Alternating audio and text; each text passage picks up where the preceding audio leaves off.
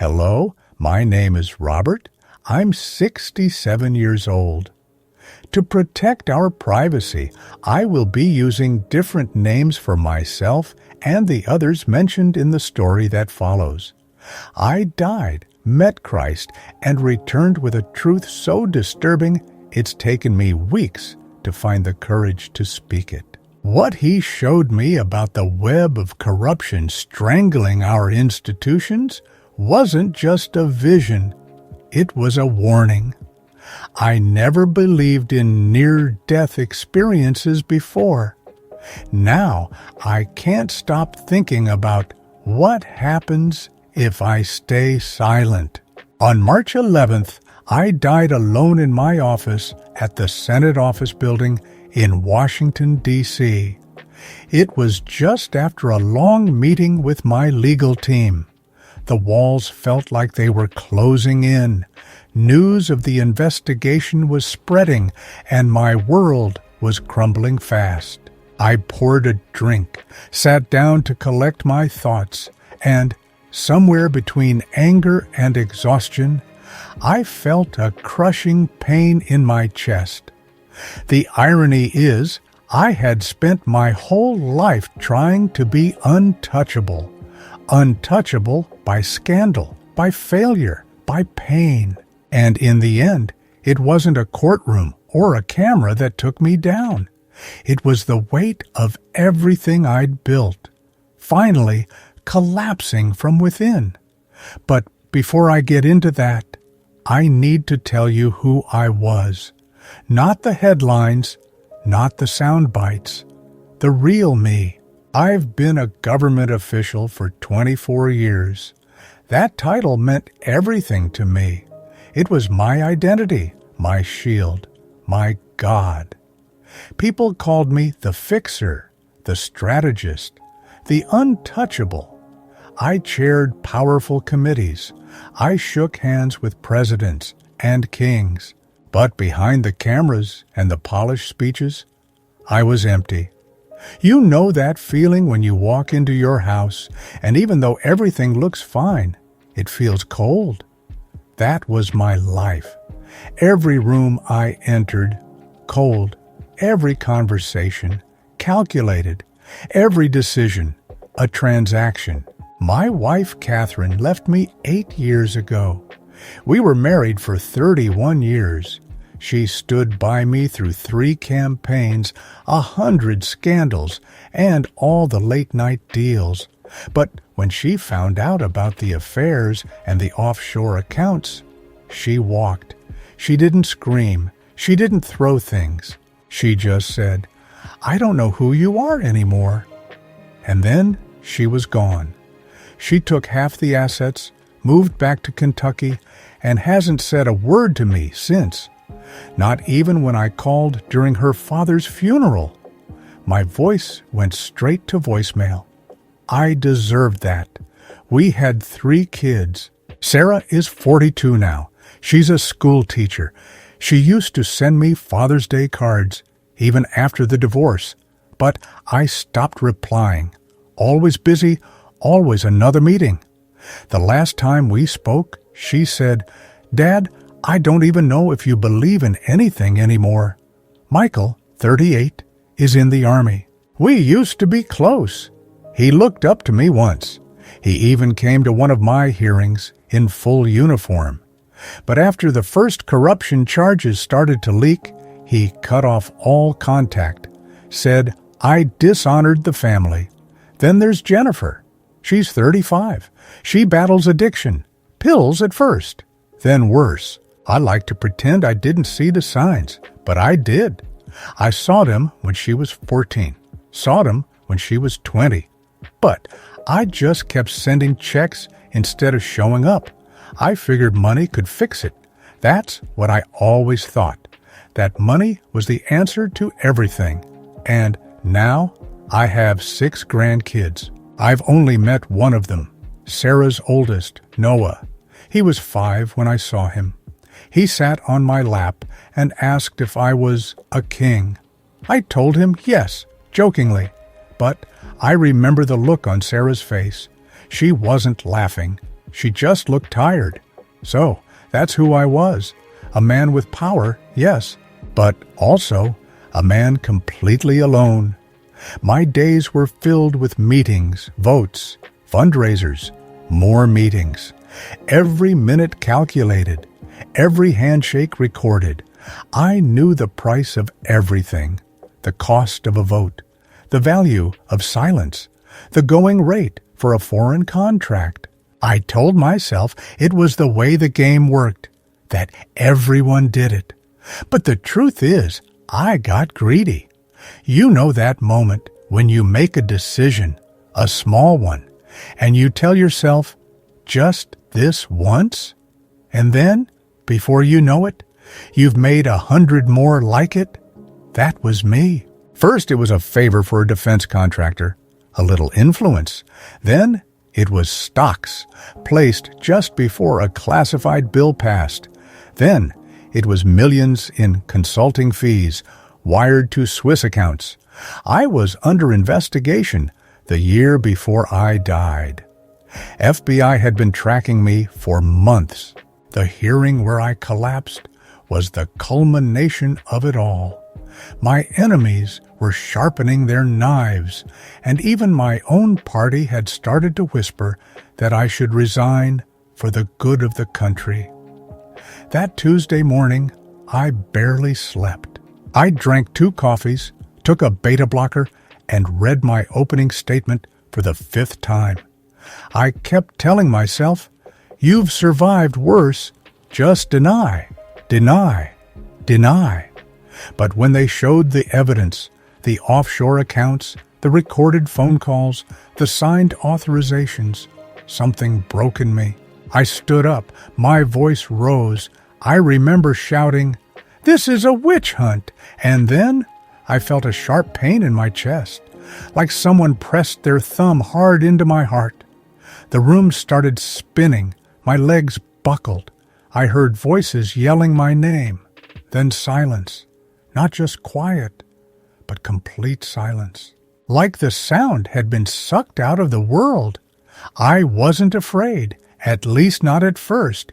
It was more like confusion. I remember thinking, is this it? Is this how it ends? Then everything faded, and I woke up somewhere else. But that's for the next part of the story. Before I take you there, I want to say this. Maybe you've felt like I did. Maybe you've spent years chasing success, chasing titles, thinking that if you just get a little more, it'll finally be enough. Maybe you've made mistakes. Maybe you've broken things you thought were unbreakable. I know what that feels like, and I also know this. Even at your lowest point, even when you think it's too late, something greater is still watching. I didn't believe that. Not really. I said I did. I wore the church pin on my lapel. I quoted scripture during speeches. But in my heart, I was empty. I believed in power, not grace. In control, not surrender. And yet when I died, I met someone. And what he showed me about the life I lived and the damage I caused, it changed everything. But I'll tell you more about that next time. For now, just know this. The man I used to be died that day. And what came after was mercy I didn't deserve. The moment my chest exploded with pain, everything else fell away. The room, the noise, the cameras, the glares just vanished. I remember a buzzing in my ears, like 1,000 bees trapped inside my skull. I tried to breathe, but my lungs didn't move.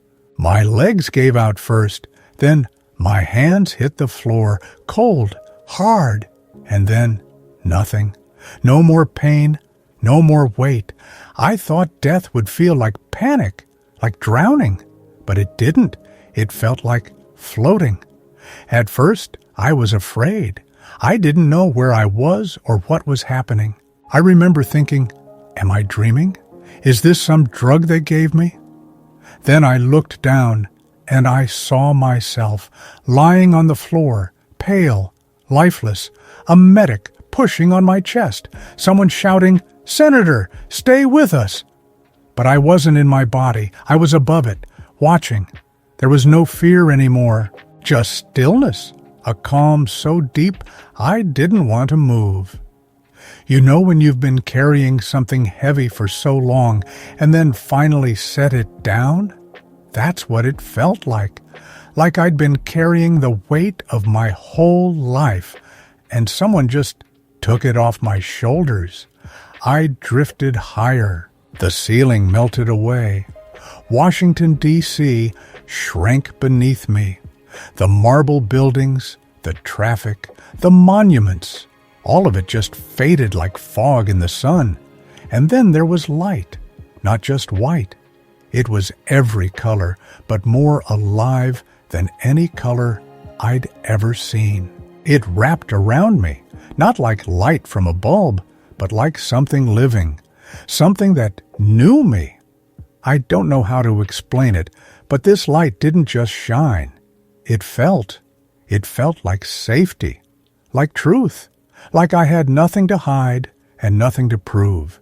And then I felt a presence. I didn't see him at first, but I knew he was there, closer than breath, stronger than thunder. And when I finally turned toward that light, I saw him. Jesus, not the gentle man from Sunday school paintings, not the soft-spoken figure in white robes. This Jesus was glorious. His robe shimmered like it was made of stars. His eyes looked straight into me, not just at me, but through me. And yet, I didn't feel afraid. I should have. I knew what I'd done, who I'd been. I knew the lies, the greed, the people I'd hurt. I felt it all rising up inside me like a wave ready to crush me. But then he looked at me, and in that one look, there was love, not approval, not excuse, but love, pure, fierce, unshakable. I fell to my knees. I couldn't speak. I couldn't hide. All I could do was weep. For the first time in my life, I wept without pride, without pretending. I wept like a child who didn't know how broken he was until someone picked him up. And Jesus didn't turn away. He didn't list my crimes. He didn't shout. He stepped closer. And when he spoke, his voice was like the sound of rushing waters, but gentler than any whisper I'd ever heard. "Robert," he said, just my name, and it broke me, because he said it like he knew me, like he'd always known me, like he'd been waiting for this moment. All the walls I had built, all the lies I had told myself, they crumbled in that moment. There was no hiding in that light, no spinning, no speeches, only truth. And yet, I was still held, not crushed, not cast out, held. That's the best word I can find for it. I didn't know then what he would show me next. The visions, the judgment, the truth about what I'd done to the people I was meant to serve. That would come later. But in that moment, all I knew was this: I was in the presence of perfect love. And for the first time in my life, I didn't feel like a senator, or a disgrace, or a failure. I felt like a son. I don't know how long I stayed on my knees. Time didn't seem to exist in that place. It could have been seconds or years. Jesus didn't rush me. He just stood there, this radiant, holy presence, watching me with eyes that saw everything. Not just what I had done, but who I could have been. When I finally looked up, I couldn't speak. My lips trembled. My hands shook. He spoke first. "Robert," he said again, and there was something in the way he said my name, like a father speaking to a long-lost son. No anger, no bitterness, just love that hurt to look at. I gave you a calling, he said gently, but you traded it for power. I bowed my head. I know. You were meant to serve, not rule. His voice wasn't condemning. It was steady, like truth being spoken from the deepest part of the universe, and it pierced me in ways no courtroom or headline ever had. I didn't know what I was doing, I whispered. At least, not at first. He walked beside me then. The ground beneath us shimmered like glass, and on both sides of the path were these massive golden scales, tall as buildings, balanced in perfect stillness. Each scale holds the weight of justice, he said. Every decision you made, every soul it touched. And as we walked, scenes from my life began to appear in the air around us.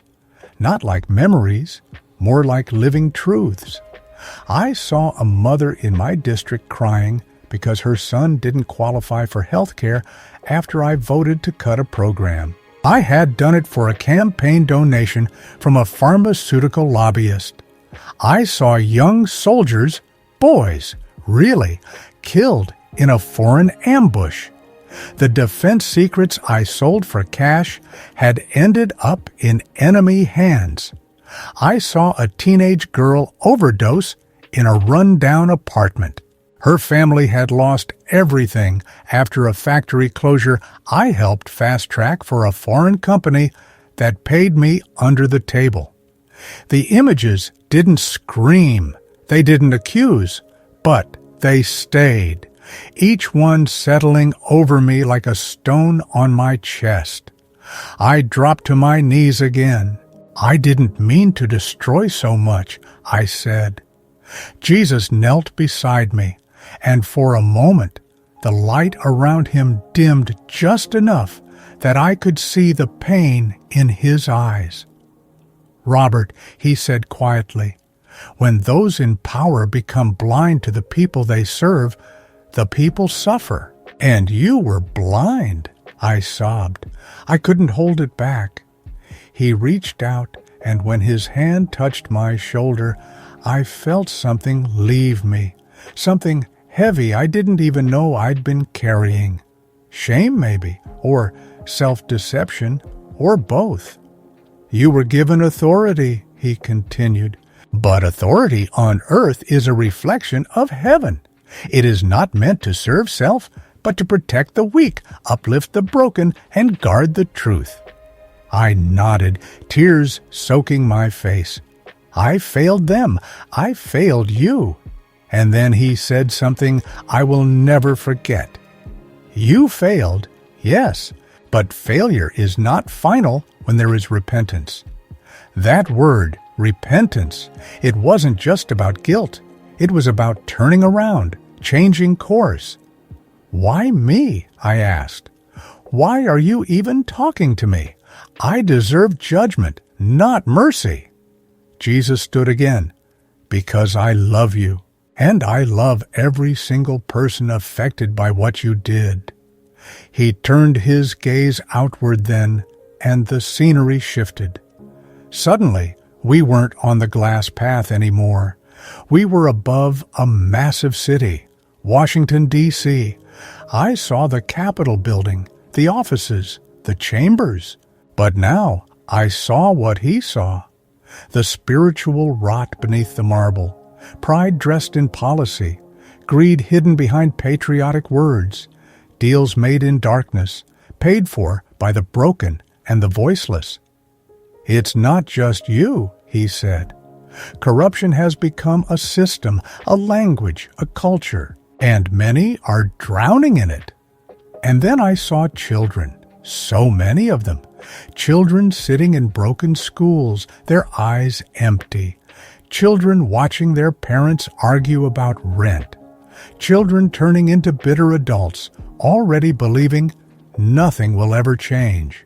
They've stopped believing in truth, Jesus said, because the ones entrusted with truth have twisted it. I couldn't breathe. The weight of it crushed me. They need someone to tell the truth, he said. Someone who knows the cost of lies. Someone who has walked both roads. My throat tightened. Me? He looked at me again, eyes like fire, but full of tears. Yes. I don't think I can, I said. I don't think I'm strong enough. You're not, he said gently. But I am, and I will be with you. I turned to the children in the vision. I saw their faces. Some reminded me of my own grandkids, the ones I never got to hold.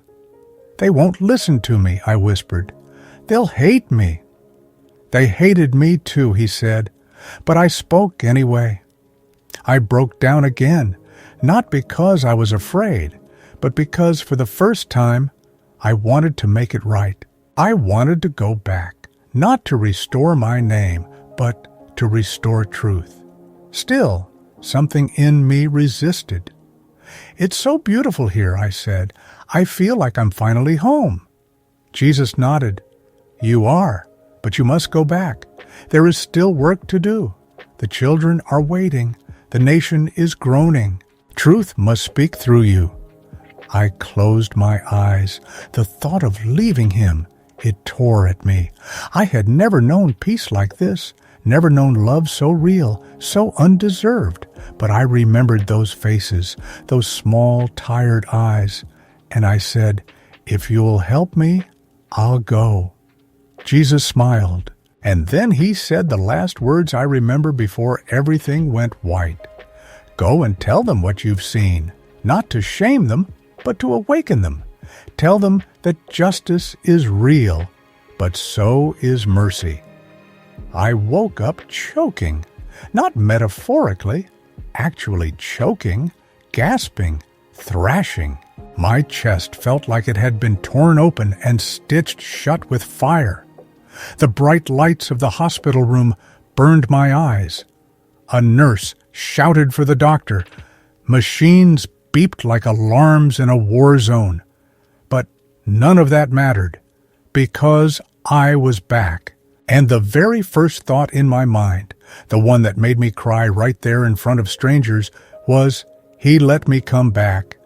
I had been gone 12 minutes, dead, no pulse, flatlined. Everyone said I shouldn't have come back at all, and certainly not like this. Fully alert, aware, speaking clearly. But I was awake, and I remembered everything, every word Jesus spoke, every face in those visions, every soul my choices had harmed, and his eyes, his love, his command. For the first few hours I wept, not from pain, but from grief. Grief for leaving that perfect presence, that place of peace and truth and overwhelming love. But deeper than the grief was fire, not anger, not pride, but something I'd never really known before. Purpose. I knew what I had to do. The next morning, I asked the nurse for a phone. She hesitated, probably wondering if I was thinking straight. But I was more clear-headed than I had been in decades. My first call wasn't to my lawyer or my chief of staff. It was to my daughter, Sarah. She answered on the third ring. Hello? I couldn't speak at first. The sound of her voice hit something inside me. It's Dad, I finally said. I'm sorry. There was silence. Then I heard a shaky breath on the other end. I'm listening, she said. That's all she said, but it was a door cracking open, and I knew better than to barge through it. I told her I loved her, that I knew I hadn't shown it, that I'd lost sight of everything that mattered, and I wanted to change. No, needed to change. That call changed everything. Later that day, I asked for a meeting with the FBI. Not my lawyer, the FBI.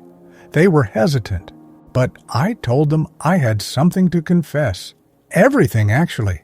I gave them full access to my financial records, the names of people involved, secret deals, offshore accounts, things I had sworn I'd take to the grave. And I would have, if I hadn't already stood before the real judge. But I wasn't worried about optics anymore. For the first time in my life, I wasn't trying to protect Robert the statesman.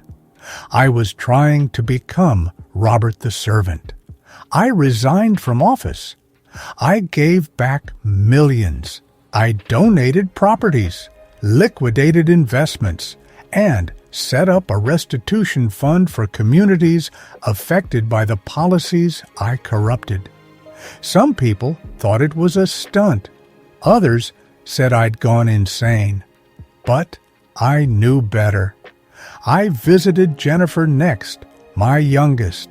She didn't say a word when I knocked on the door of her rehab center, just stared at me through the glass window like she was seeing a ghost. I sat down across from her and said, "I'm not here to fix you. I'm here to say I'm sorry for not being your father." She cried, and for the first time, I didn't try to fix it. I just cried with her. We talk every week now. She's been clean for 7 months.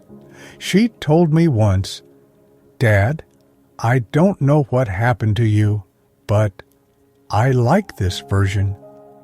Michael was the hardest. Army men don't forgive easily, especially not fathers who sell their integrity. But I flew out to see him, stood on the base like a man walking into court again. I said, "I failed you, and if you never speak to me again, I'll understand. But I wanted to say, I'm proud of you." He didn't hug me. Not that day, but he nodded. A few weeks later, I got a photo of my grandsons in the mail. No note, just the picture. But that was enough. My days looked nothing like they used to. I used to wake up to 3 phones buzzing, headlines waiting, and meetings lined up from 6:30 a.m. to midnight. Now I wake up early to read my Bible, walk outside, and ask God what He wants from me that day. I volunteer at a halfway house downtown. I speak at churches and community centers. I tell people about the throne room, about Jesus, about what He showed me. I speak about political corruption, yes, but also about heart corruption, how easy it is to trade your soul for applause, wealth, or comfort. I tell them that God still sees, that justice is real, but so is mercy. Maybe you know what it's like to feel like it's too late. Too late to fix what you broke. Too late to say sorry.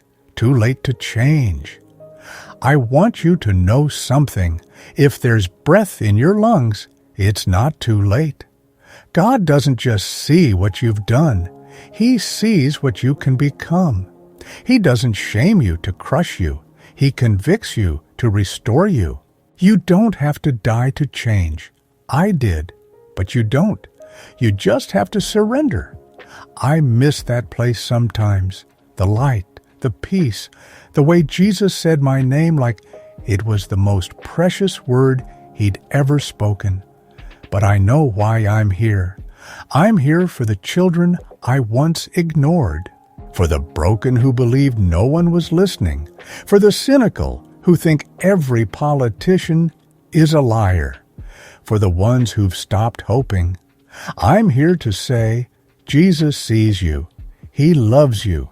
He hasn't given up on this country or on you, and neither have I.